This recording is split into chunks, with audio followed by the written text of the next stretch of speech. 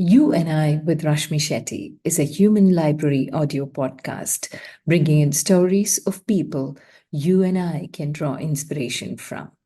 Welcome to the third season of this amazing story listening journey. Ordinary folks, extraordinary lives, their uniqueness and individuality, making them interesting to talk to and to listen to, each one of them completely connected to the voice in me and with motivational stories of moving beyond themselves to make a difference in the world. A reaffirmation of the fact: open your eyes wider. The world is far more beautiful when we acknowledge the presence of both you and I.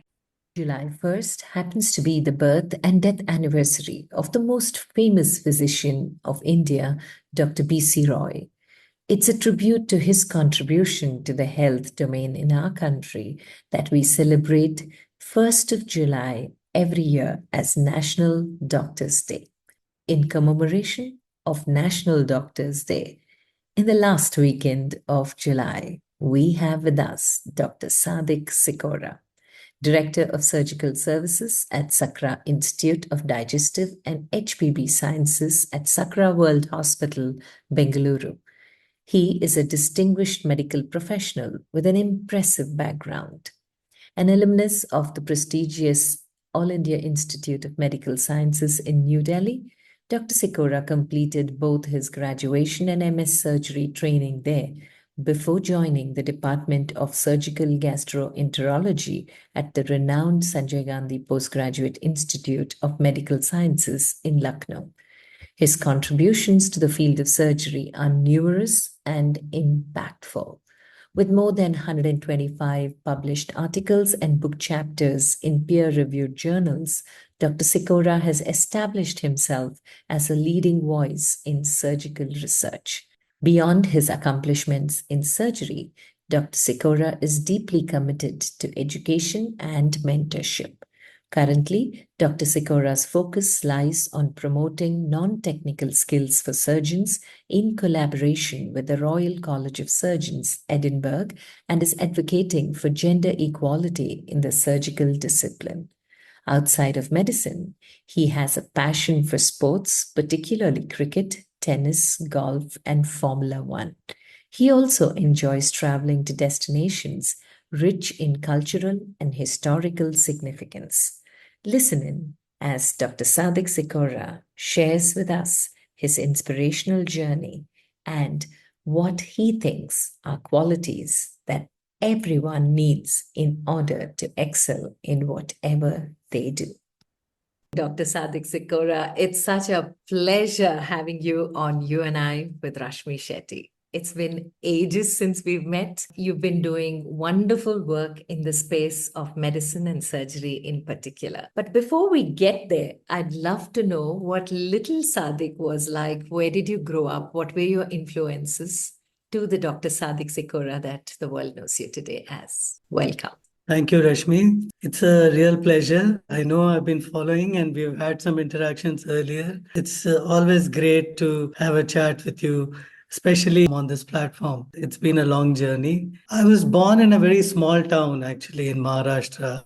I wonder whether you know a place called Chandrapur. It's next to Wardha. I was born there. My father was working at Ballarpur. There was a paper mill. There is still a paper mill there owned by Thapars. So he used to work there, and my mom grew up in Chandrapur, and they got married, and I was born in Chandrapur. So as you understand that it was a small town, Ballarpur, of course, was just a paper mill colony. My parents decided at the age of 4 to pack me off to Hyderabad, where my grandparents and a big joint family lived. So as a matter of fact, my father, he had 12 siblings, 3 sisters, and there were 10 brothers. And so I landed up in Hyderabad, all of 4 years old, to stay there and do my schooling.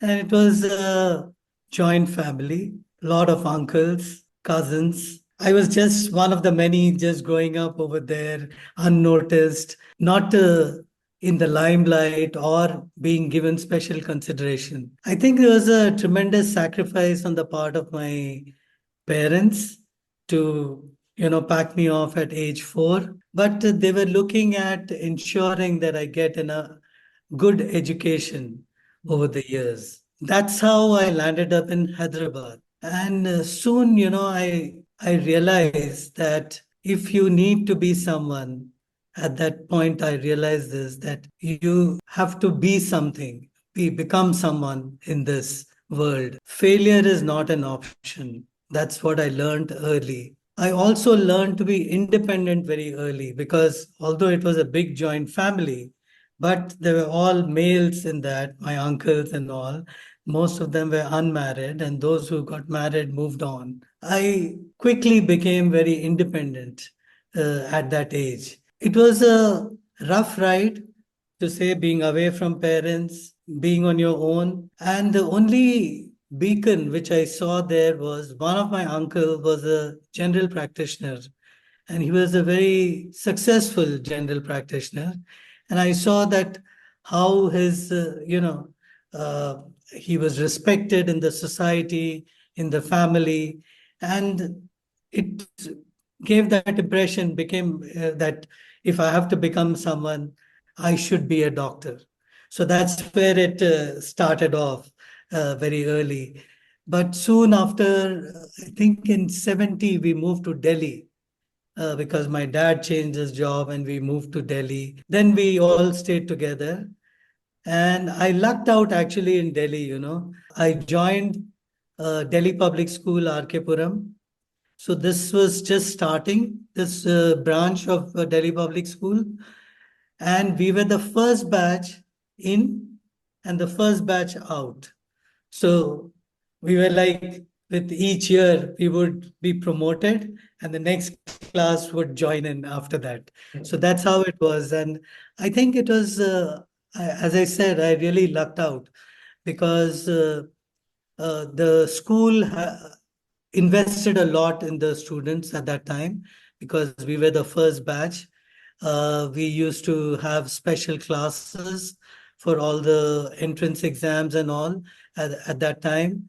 And it really helped me specifically, and all of us actually. This was the last batch of 11th. And then we had to do 1 year of pre-university and then get onto the professional college. And from the year after that, it was 12, Yeah. 12 plus the 10 plus 2 system which came in. School was great, learned a lot. And I think because of that input from the school and the influences of the teachers over there, you would understand, Rashmi, that there were very limited career choices at that point of time.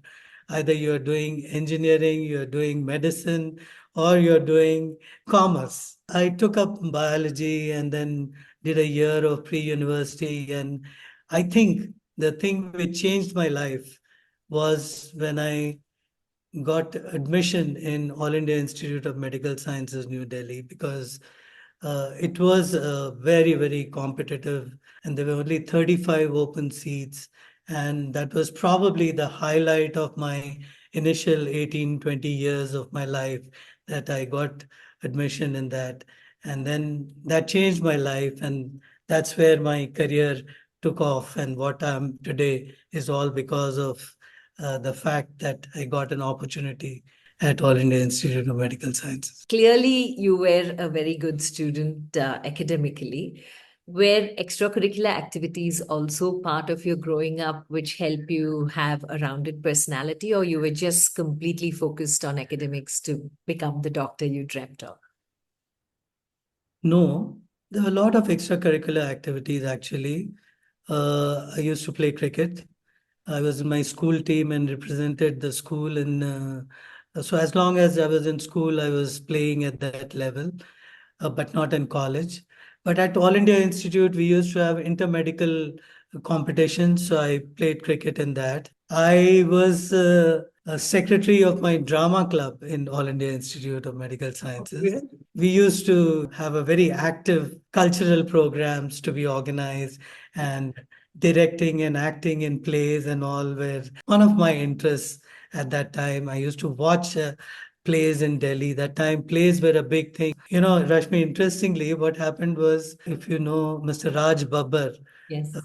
who was one of the very iconic stage actors at that time in Delhi. He was living just across our house in Munirka, and we became quite good family friends, as a matter of fact. And Nadira Babbar, his wife, did play sometimes a role in helping us in our plays in at All India Institute. So it was there, extracurricular activities and sports, but had to work hard to get in to where all the competitive examinations which were there at that time. It was a mix of all, but after a certain stage, you had to work hard to get into where you had to.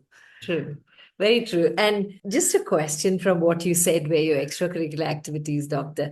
Here you are in a team sport. Cricket is a team sport more than an individual sport. And so is staging a drama or theater activities. You need everybody in and all having the sense of ownership and accountability in both of those.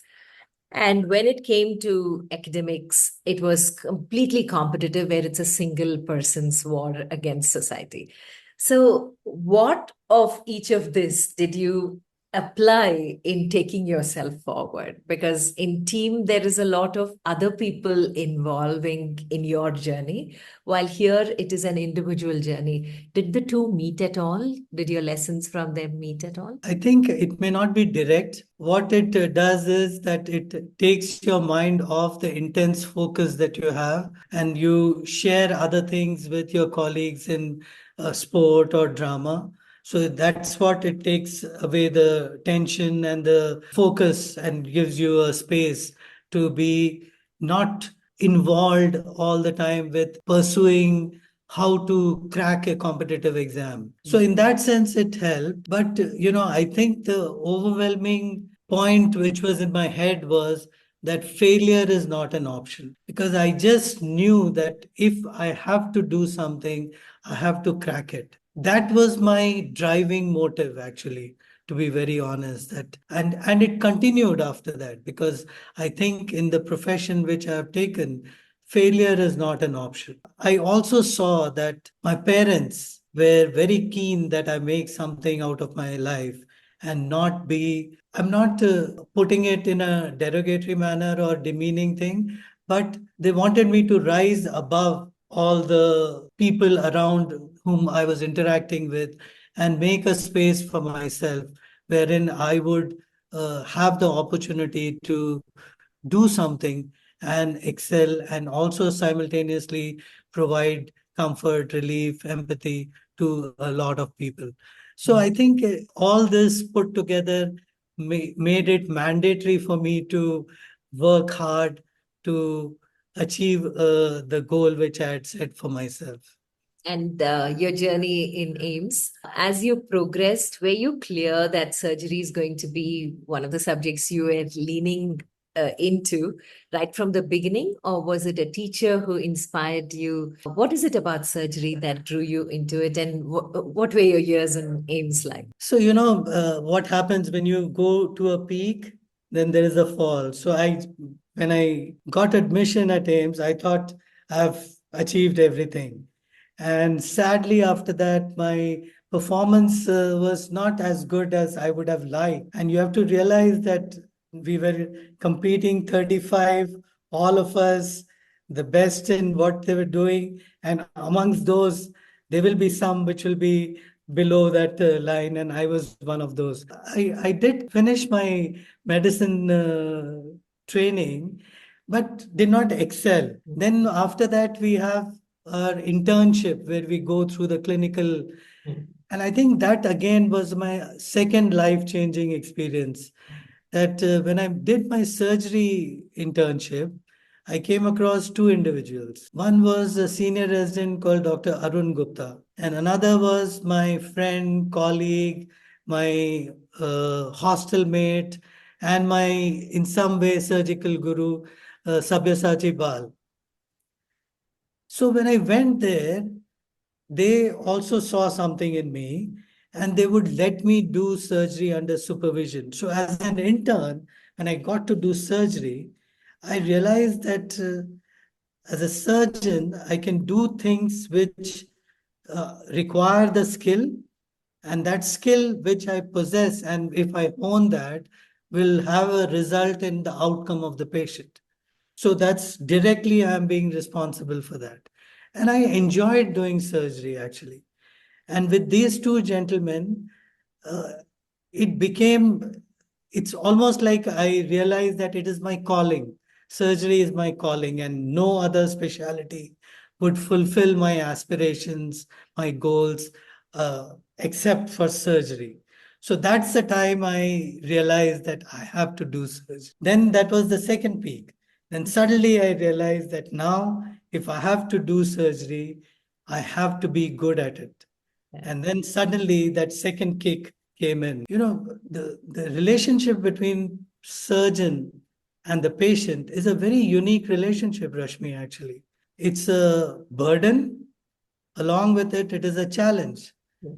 Because burden, because you take this onerous responsibility of ensuring the well-being and curing a patient who's suffering with an ailment, and you take this when the patient is anesthetized and is not in his full awareness. And therefore, it's a burden and is a challenge simultaneously.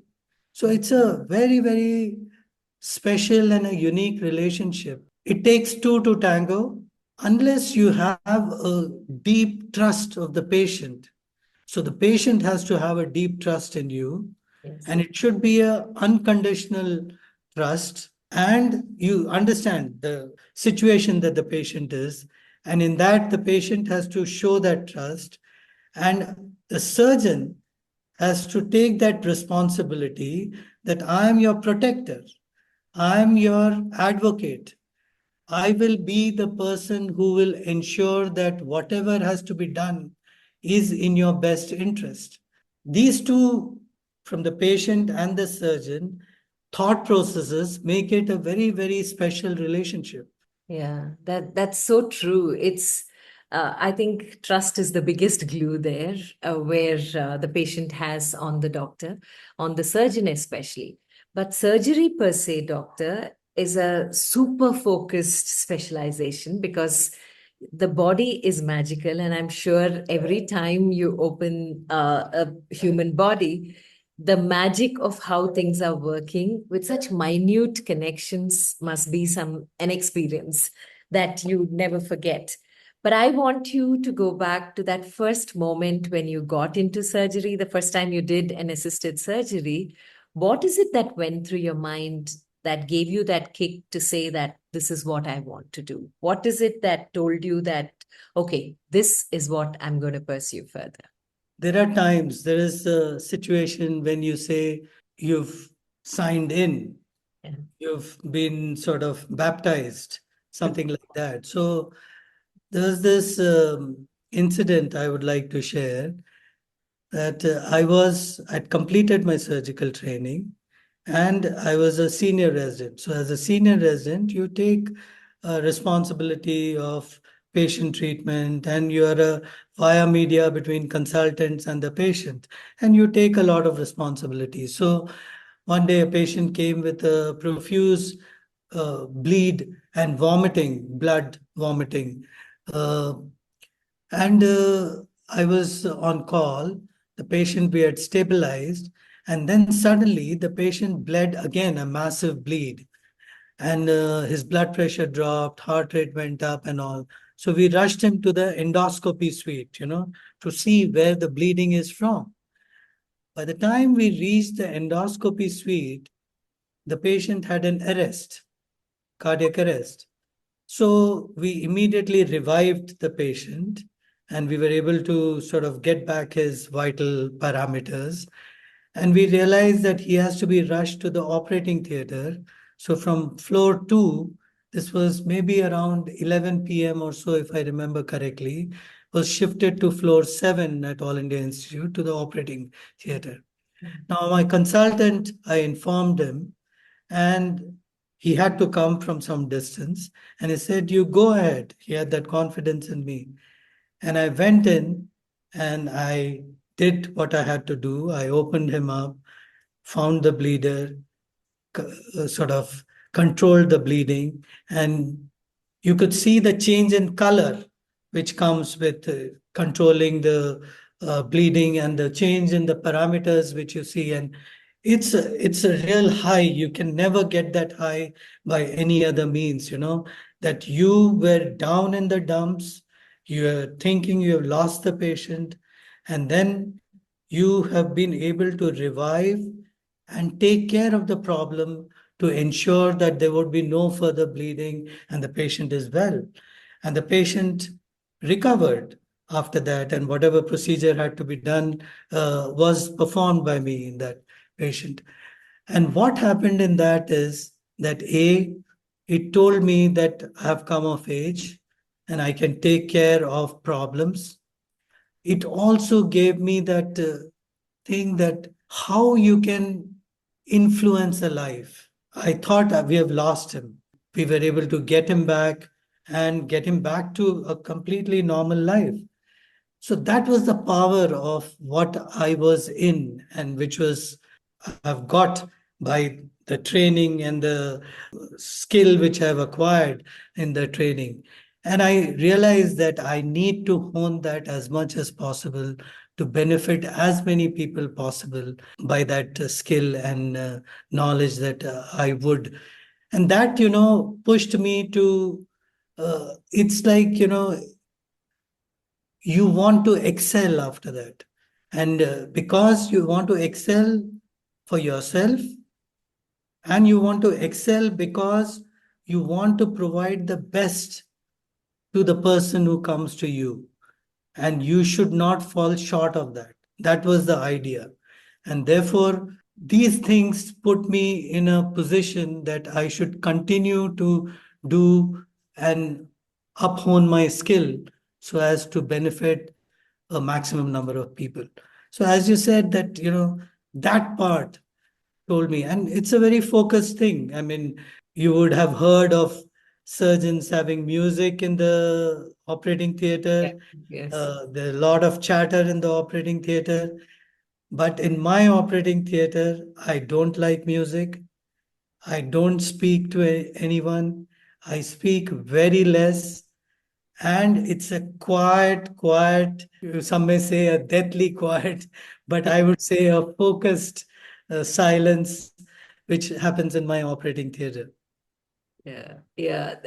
No, in fact, it's magical to even imagine how much of focus a surgeon needs when he's cutting something as delicate as the human body, because there are so many arteries that run through our body, and a wrong incision anywhere can lead to other complications. So, in a country like India, doctors are treated like gods. It's like they pray to the doctor, and you can see the comparison, because my cousin in the States always says that it's such a contrast when you come from India to a country like States, where every patient talks to you one-on-one terms and asks you questions about your experience. But in India, you never see that, because there's such complete trust in the doctor the moment the doctor is referred. So, in your experience, doctor, what have been some of those cases which actually even the patient didn't have hope and it got revived? And some patients come in, absolutely, the surgery goes on really well, nothing that you expect, no events, and then it ends up being a complicated case.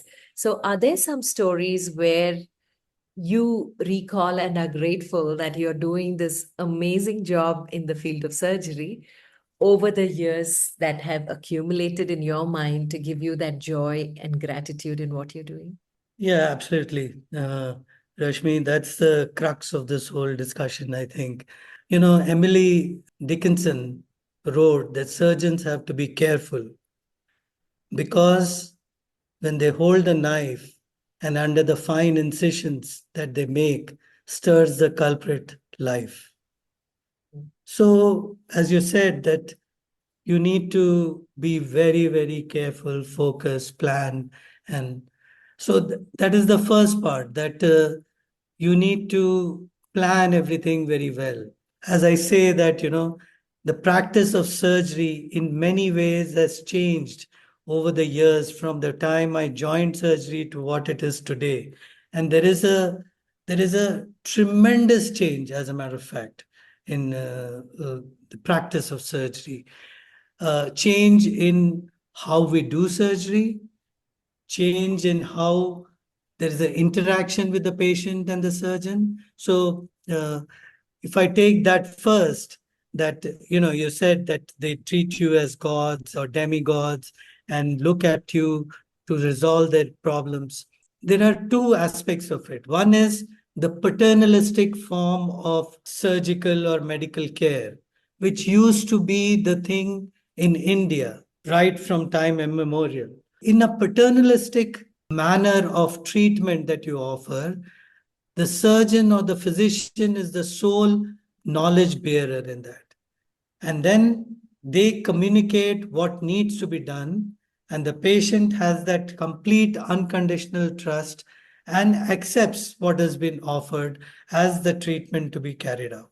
But over the years, it has changed for good in some ways and challenging in many other ways.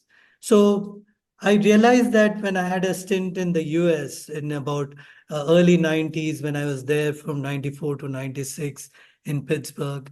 And as you said, what your cousin said, that there is a lot of patient autonomy we got to see over there. Patients make the decisions after being informed of all the options. And when I went there, that was the most important thing I learned there about patient autonomy and how you have to be an advocate for the patient, but you cannot impose what you have to do or what you suggest for the patient. When I came back, I tried to implement that, and gradually over the years, it has become what we now call as shared decision making. The shared decision making, what it involves, Rashmi, is that we inform the patient about all options and the outcomes, possible outcomes of each option.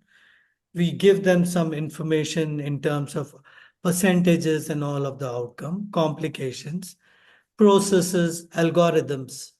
And then you leave it largely to the patient in consultation with you to make a decision.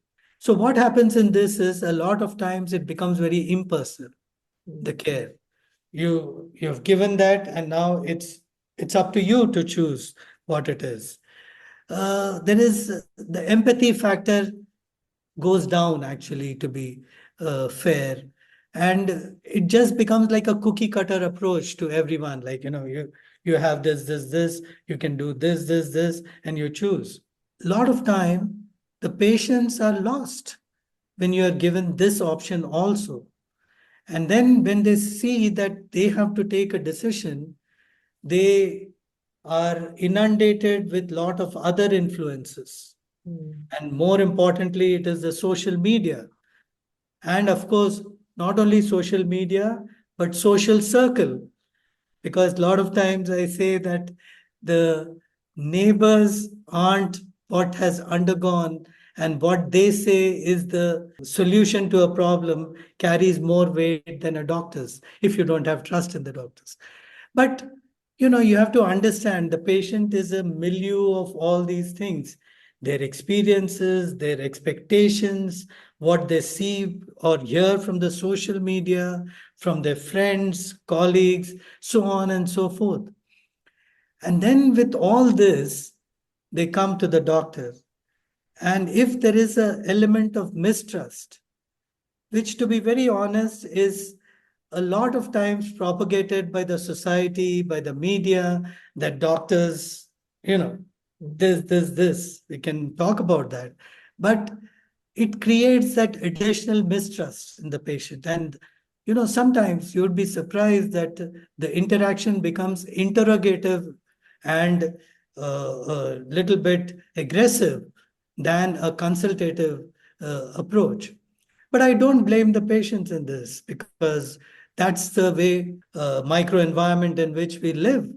And we need to find a balance between the paternalistic approach and the shared decision making, because at times you need to advise them what is the best option in that.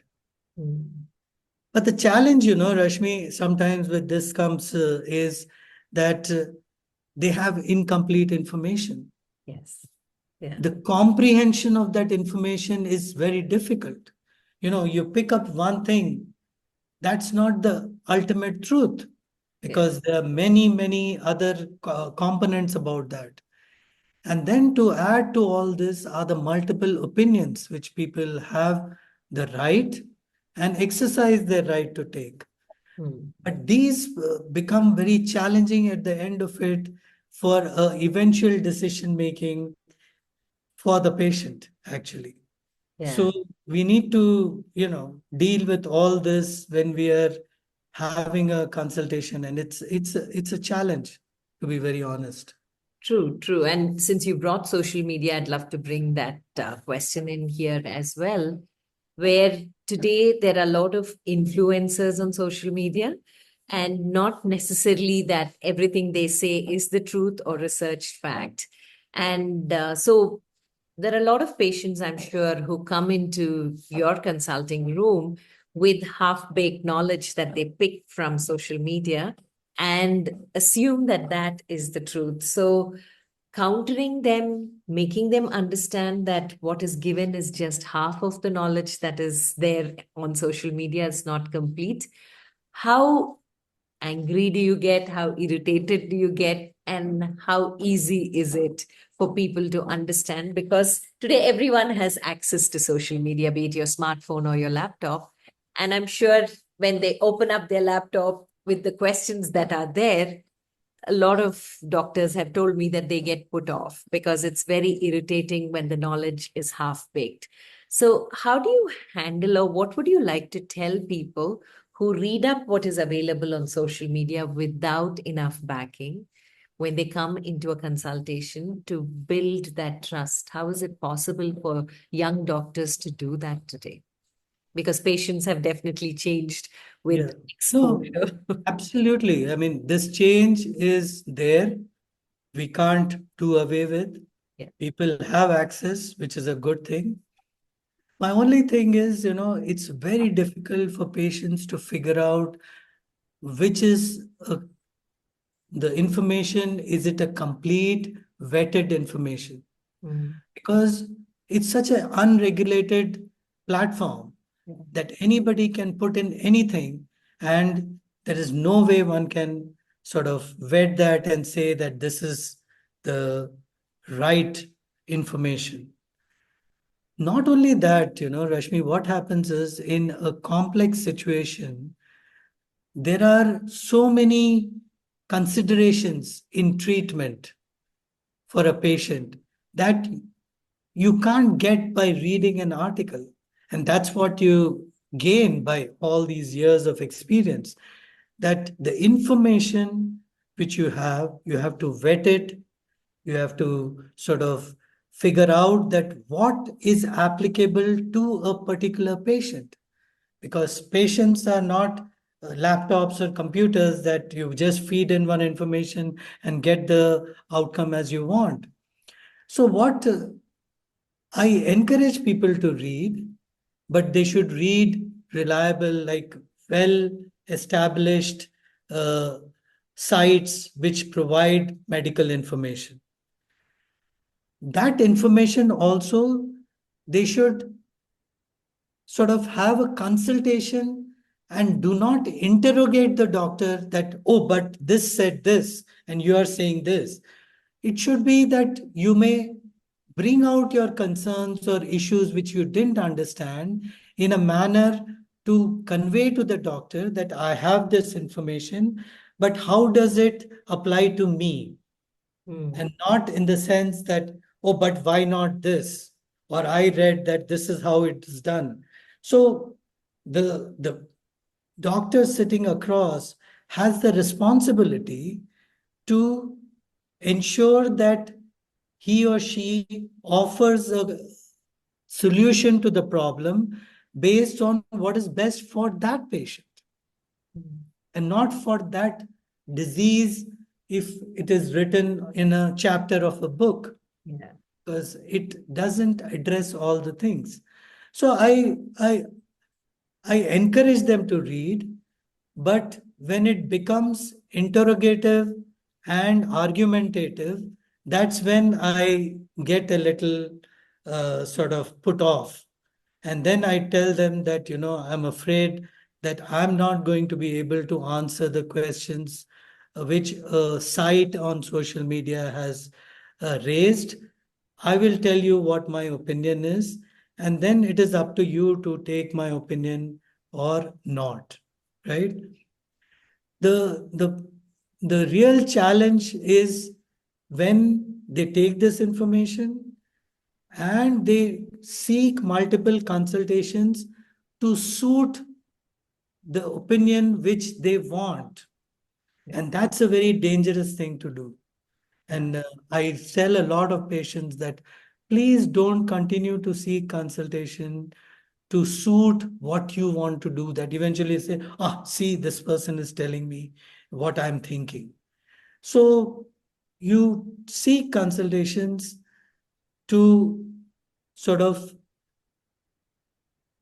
allay your concerns, allay your doubts, find what is best for you. One of the challenge with multiple consultations, Rashmi, is this, that they have taken two consultations. If there is a contrasting opinion which comes through, they are lost at which one is to follow. And oftentimes, I am asked that, but that doctor said this and you are saying this, which one is true? And that puts the doctor on the spot. Yeah. So I have to tell them that, these are the potential problems of multiple consultations, because the ball is in your court and you have to decide which opinion to take. But I am not in no position to uh, comment on the other person's opinion and say whether it is right or wrong. That person has a opinion and has given to you. And now, unfortunately, you have to, it's tough for the patient. I understand that. But it's also very challenging for the doctors in the current scenario. So that's the change which I was talking about, that, from the paternalistic to this shared decision making. But in that, the influences of social media, which is an unregulated platform, may sometimes do more harm than good. So the patients, when they seek the information, they have to be very careful where they are seeking it from, whether it is corroborated at multiple sites, and then whether it is applicable to you.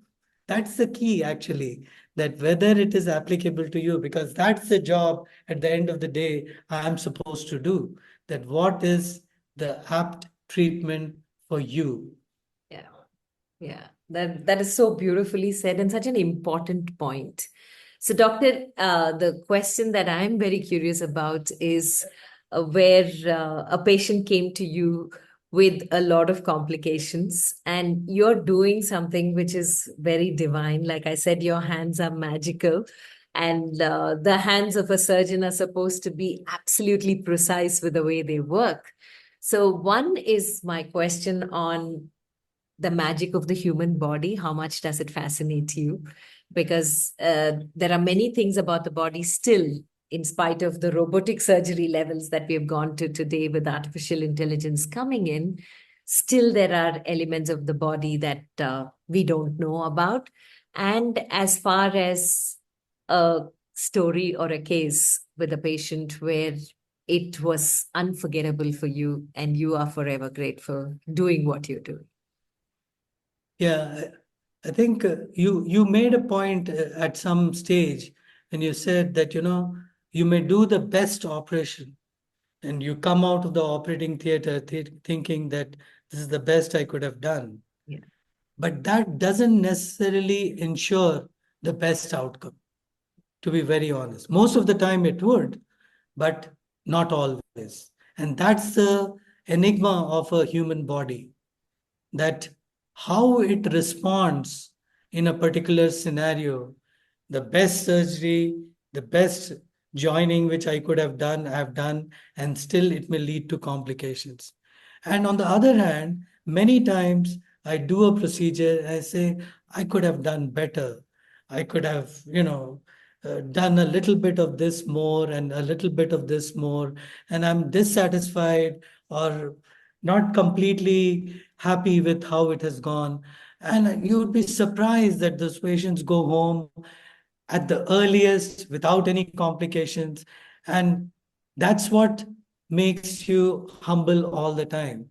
That, you may do whatever you can do, but at the end of the day, it's how the body responds to what you have done. And that realization, comes with time. In the beginning, I used to have sleepless nights when I would have a complication in a patient. I would run the whole surgery through my mind that where I could have done anything differently. And I would have sleepless nights till the patient gets better and go home. Then over the years, gray hair come in, you understand how things work, and you say that you have one opportunity to do what you can do the best way possible. And then you hope that the body heals in the manner you would want it. That's the mantra of being at peace when you do surgery. Otherwise, you would always be flustered, frustrated, anxious that how the outcome would be. Mm.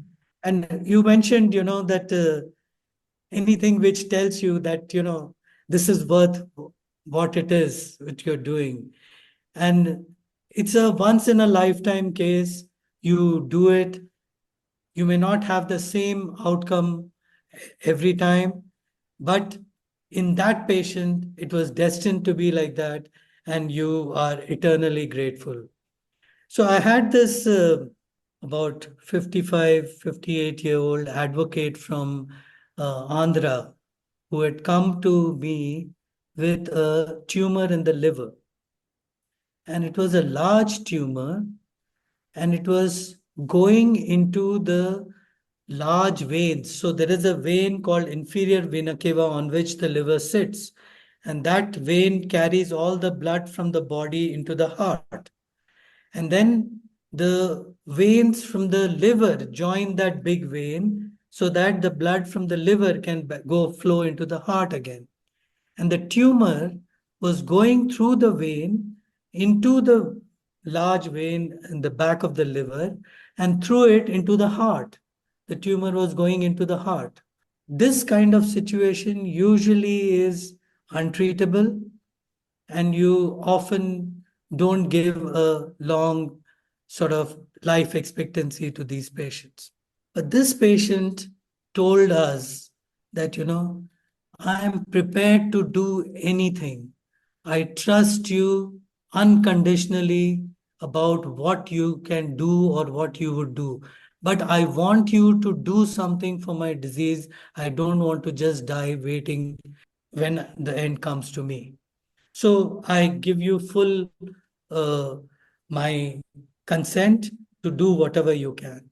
So we took up this. It is something which is not often done. So we got together with the cardiothoracic team, and what we did is we put this patient on a bypass machine. Then we cooled his body down to 16 degrees centigrade, and we completely stopped his heart. So this patient was literally dead. We called this complete circulatory arrest. And for that 20-25 minutes, the cardiac surgeon worked on the heart, and we removed the tumor which was extending into the heart. And then once that is done, we brought back the patient with the circulatory flow and get the patient back with all his heart pumping and all. But the job is not complete because the liver tumor still has to be removed. And when we put the patient on bypass, we have to give blood thinners so that the blood doesn't clot. And to operate the liver tumor with blood thinners is inviting God's wrath because it will continue to bleed, bleed, bleed. Of course, we have methods to overturn that. So we did that. We used some special equipment to minimize the blood loss, and I removed the half of the liver with the tumor, with the extension into the large vein. And finally, we were able to remove this. This patient made a remarkable recovery, Rashmi. We were thinking that he may have some uh, mental disturbances because of the being in complete circulatory arrest and all that. But he woke up immediately. He was coherent, completely all limbs moving, and he was doing well. The best part was he did well, he recovered, he went home, but he is alive 10 years plus with that tumor, no evidence of any disease. And it's nothing short of a miracle, I think, because the type of tumor that it has, you don't give life expectancy more than 3 months to those patients. And this patient is alive with no disease after more than 10 years. I don't think I can, you know, be thankful enough to be doing this job and having this kind of an experience, because this tells me that my life is worth at the end of the day something, you know. And I've even this one patient, if I've done this, it's probably the purpose of my life.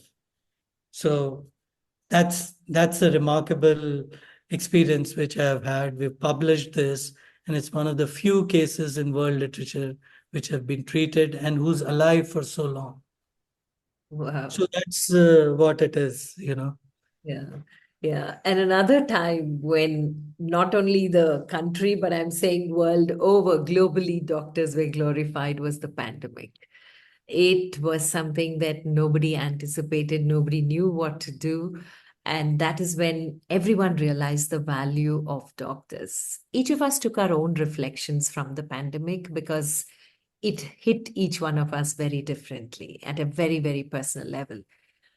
And everyone had their lessons to carry for life. What have your reflections from the pandemic been, Doctor? I'm sure you must have learned a lot more of life in those few years than you did about life itself prior to that.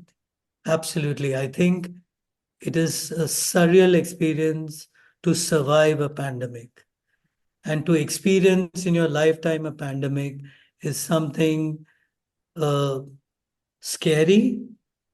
It's life changing in terms of the how you look at life and the nebulousness of the existence that any time life may end. And when so many people were affected by it, it also tells that, you know, nobody is safe. And it just needs one moment, one incident for you to, you know, for your life to end. So, you know, we've had several pandemics over the centuries, you know, the in the 20th century, the Spanish flu, which caused the highest number of loss of lives, multiple pandemics of cholera, the SARS infection, virus infection. But I think the COVID pandemic for people of our generation is something we would always remember, because all those who have survived this pandemic, it is a life changing experience for them. People who have experienced COVID, for them, I think I mean, I'm not talking of mild COVIDs, which I have had and many people have had, but the severe COVID, which people have had, I think they are still struggling with depression, anxiety, sleeplessness, and so many other, mental afflictions having survived us. For a doctor, to be very honest, it was a scary time because you have to be there for the patients who are in trouble, and you're scared that what if you get it, right? So every day that we went to work, that was so in the first wave, the overwhelming thing was how to protect yourself and how to give care to the patients who come with COVID. And I've seen doctors going through hell, actually. The protective gear which was there was so sort of, it made people exhausted. It made people, you were uh, bound in this multiple layers of clothing and this, you're sweating inside, you can't change again and again. And that means you are without fluids, water, food, and any toilet break for a period of 8 hours if they are doing a duty. And it was tough, I think, for the people who were at the forefront of this. We had problems in terms of how to operate on patients who had COVID. And the whole world was looking at ways and means to prevent uh, people getting COVID because of exposure during surgery, both to the anesthetists, to the surgeons, and all. So it was quite a challenging experience for us, and to be very honest, a scary experience, and always wondering whether you would survive this or not. The second wave brought its own problems of, overriding infections, mucormycosis, because we found some treatment, but it had its other consequences and all. And apart from this, each one experienced loss of near and dear ones. So I lost a young cousin who was a doctor in Saudi Arabia. He was working there and he got COVID and he died without his family by his side. So we had that experience.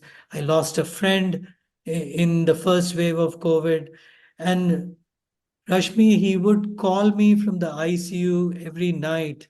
And it was so distressing to hear his uh, problems he was encountering during this.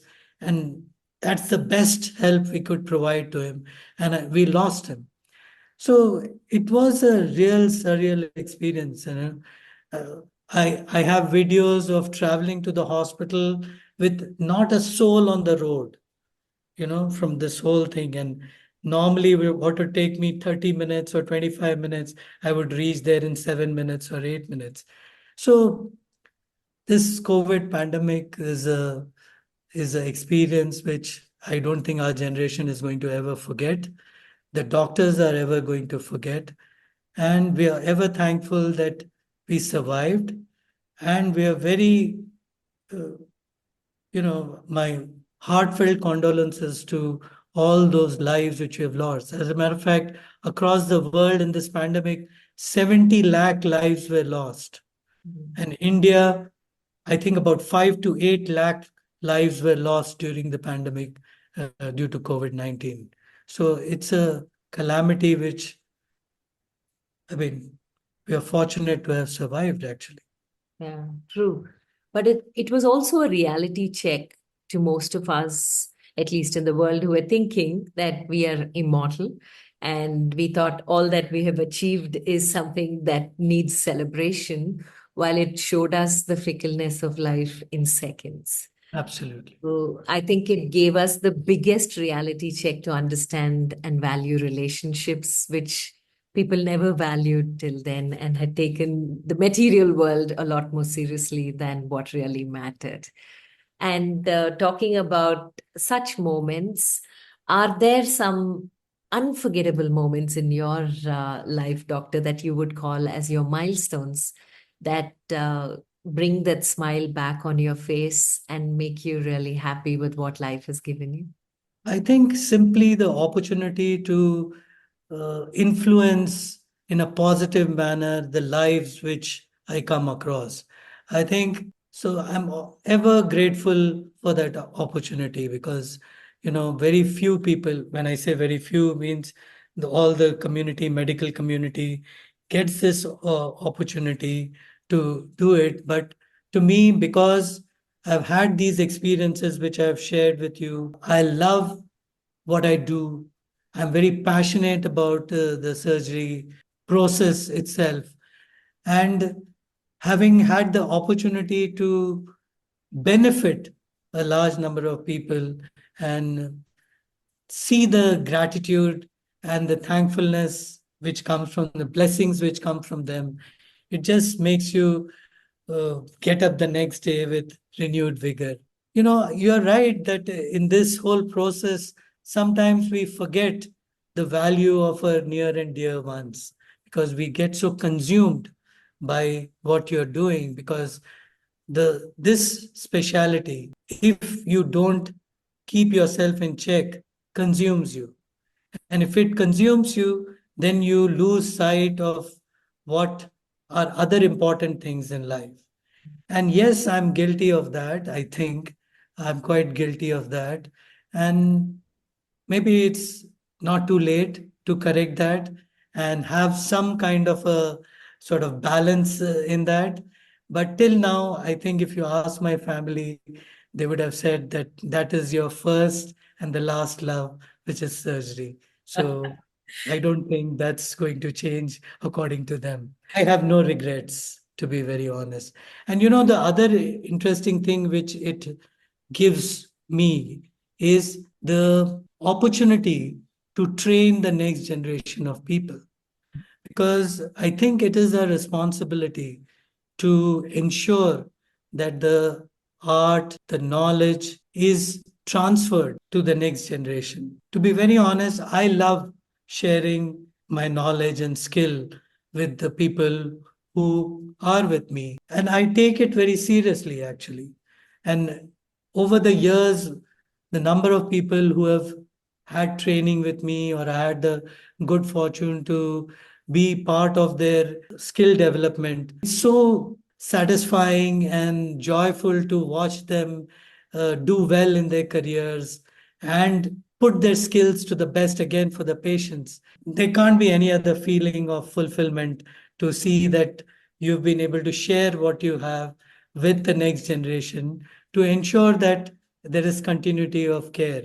Because to be very honest, surgery is a specialty which cannot be learned from the books. It has to be learned hands on, at least watching and interacting. There's a cliched thing which we talk about surgery, Rashmi, and at the risk of raising many eyebrows, I'll still quote that you learn in surgery first how to do surgery, then you learn when you should do surgery, and finally you learn when not to do the surgery. So when you come to that stage, that means you are a complete, fully developed surgeon. That's what surgery has given me. At least three qualities that a person aspiring to be a surgeon should know that he or she should possess when they get into the profession? I think from my experience, I think I would tell everyone who's aspiring to be a surgeon that the only path to success is the path of pursuing excellence. You have to be passionate. You have to aim for excellence. There is no option of failure. And you can sum it up in this one in what we call ikigai. You find that passion and you excel in that. So the first thing, success will come, but excellence is what you need to pursue. If you want to pursue excellence, you need to be able to have the will to learn. Because we never talked about that, but things have changed. And in my lifetime, I have come from a test which is now bedside ultrasound. But in our time, oh, ultrasound has come, and we were. Surgery has evolved from minimal invasive to robotic, laparoscopic robotic. You have to be constantly be able to reinvent, evolve, and learn new things. Unless you are prepared to do that, you will be a misfit. And the final thing is grit. I think grit is very, very essential for a surgeon because grit includes a passion, perseverance, tremendous hard work, and all this not over a short term, but over a long term period. to achieve your goals. You need to have grit to be a surgeon, a character you need to build in that so that you can be successful. And in general, I want to say one thing, Rashmi. I want people to realize that there are some things which we expect, we don't get. I have this quote for me to remind myself that rights without responsibilities. So if you want to exercise your rights, but you don't realize the responsibilities which come with it is futile. Responsibilities without authority. For example, police, you have so many responsibilities, but the authority is not there to exercise that authority to take action and all. This is just an example, but it's there in all walks of life. So you expect people to fulfill the responsibility, but you realize they don't have the authority to do that. So it is frustrating for those. And finally, authority without accountability is the death knell. And you see this every day. People exercise their authority and they are unaccountable for that.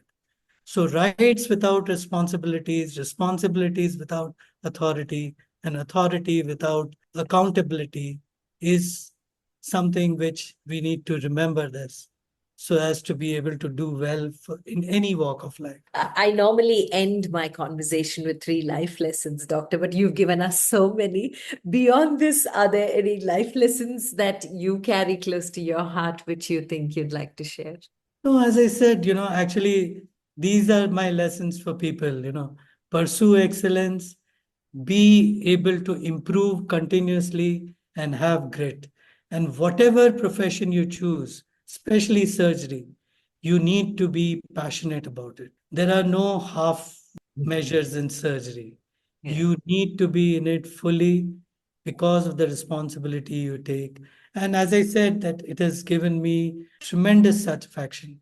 I often say the patients who didn't trust me, they taught me patience. The patients who trusted me unconditionally, they gave me a sense of fulfillment. The patients I could cure, they provided me an opportunity for immense joy and satisfaction. And for those whom I failed, they showed me to be humble. Humility was what I learned from them. Somebody said that medicine or surgery specifically is an uncertain science and is an art of probability. It's always probability. We do our best, but the outcomes depend a lot on how the body. But I must say that if there is trust, I have seen positive mind frame of the patients. They trust the process, the doctor. 100% I observe that the outcomes are fantastic in that group of patients. But those who are conditional trust, who are always not very confident of what is going to happen, we end up with problems. It's a hard reality which I've learned in this profession. And I think summing up, the art of surgery and the heart of a surgeon are 2 very important requirements for anyone in whatever profession that they do to get in the excellence that you suggested we should all strive for, and the empathy that we need to carry. Beautifully said, Doctor, and thank you so much. Honored to have had you on You and I with Rashmi Shetty. May your tribe increase. And I know it's almost a month late, but happy Doctor's Day, because every day I'm sure you have created the moments where you have smiles and gratitude from people telling you, happy you've come into our lives. So thank you for what you do, and God bless you and continue to inspire everyone you meet. Stay blessed. Thank you very much, Rashmi, to having me on this You and I. It's great experience sharing my thoughts and my journey with you. Thank you so much. With that, we complete this episode of You and I with Rashmi Shetty. Do let us know if you know inspirational people whose story needs to be heard. You can write in at rashmi.the3rd@gmail.com. That is rashmi.thethirdeye@gmail.com.